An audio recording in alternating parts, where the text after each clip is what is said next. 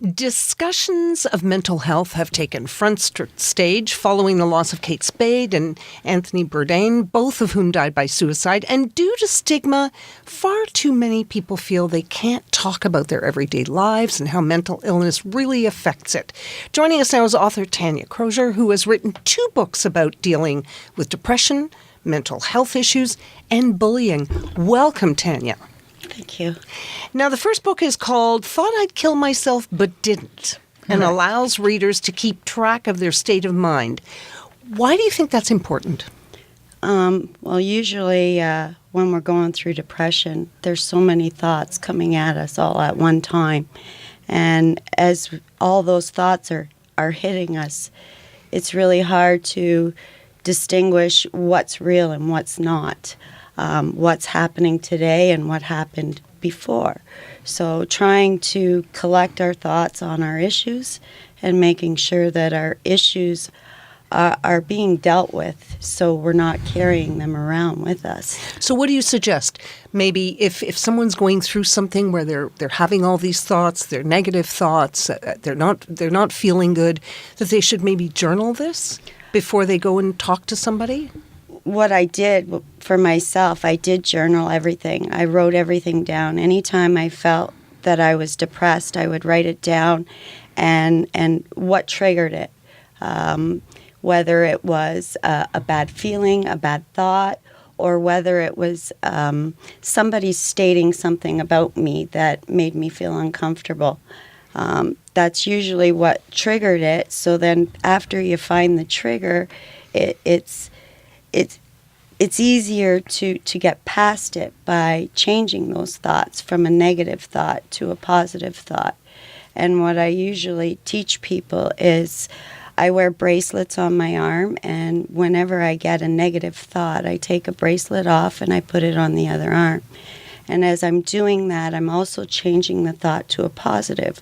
So I'm more aware of my thoughts rather than having a whole bunch of them just coming at me all at one time, right? I'm sure you're not suggesting that this is the way to treat depression or mental illness, but it's a way rather of chronicling it so that you can then go to a professional? Controlling, yes. Controlling? I wouldn't, I'm not here to take away from therapy. I'm here to enhance it. Right. I've been going through therapy all my life, right from childhood.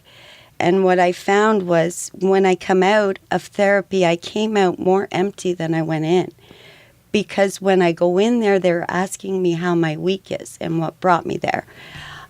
So they're dealing with the surface issues, not with the deep down issues. So what I like to do is teach people how to bring up their issues so if they can't deal with them themselves, that's what they take to therapy, is those issues. Tell us a little bit about your story. What happened in your life? Well, when I was a young girl, I was molested by a man in a swimming pool. And I carried that guilt, that shame around pretty much all my life. I was almost raped as a teenager. I was in abusive relationships. I was a dancer for many years. I was an alcoholic. I was a drug addict. And I've gotten past all those issues. I did drugs and drank alcohol to self-medicate. And that's what I find a lot of people are doing right now is they're self-medicating, but they're also going to the therapist to get the drugs. And when you're self-medicating and then you're taking the medication that your therapists are giving you, you're creating chemical imbalances. And the medicine that we're being given, it makes us so we can't feel. So we can't feel the pain. We can't feel numbs those. You. Yeah. Very much so, yes. And that's when people have that I don't give a care attitude. And because they can't feel, that's when they start to, I want to say, slip into a darker forest, because that's where we go. We go into the woods and we have no way of coming out. We have no way of knowing how to get out of that dark forest. What was the moment where you said, I'm done with this. I am climbing out of this hole. It was the day I actually tried to kill myself. I was coming home from work and I'm driving down the 401 and my cutoff is coming up and it's on the left and I see a big truck on the right and I'm ready to jump into that truck. I was ready to jump the medium and hit that truck full speed ahead. And as I was doing that, I heard someone yelling in my ear, "Tania, stop." And before I knew it, I was in my driveway, bawling my eyes out because I didn't know how I got there. I was supposed to die. I was supposed to hit this truck. And I don't know if it was drunken dreams or dreams suited by the cocaine that was in my system or what, but something showed me not my life, but my children's life. Mm-hmm. And I saw my children on this big screen TV, and they're crying, and they're telling me, you know, that they don't know where I am. And I'm looking for my husband at the time, and I hear in my ear again, he's not there. He's not there. It ended up turning out 10 years later, my ex-husband was diagnosed with schizophrenia. So that dream told me that my husband wasn't going to be there, and I needed to rearrange my life. And I thought, okay, well, if I'm going to take my life, then I have to make it so my children don't have to bury me, and they have time to grieve. I think it's interesting that you say that because I know there's been a lot of controversy about the television series 13 Reasons Why. I've been watching the second series, and I was wondering how they were going to, get out of the controversy. But what they're doing is they're really delving into the lives of the people left behind and showing how much impact a suicide has on those people. And I think we don't want to certainly leave our children or our family in pain. And I know a lot of people say, well, suicide is selfish. But it goes so far beyond that when you can't control what's going on and what you need to do. What do you hope people take from your book?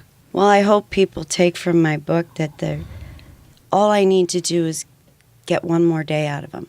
Mm-hmm.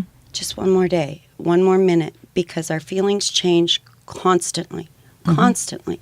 We can be happy one minute and sad the next.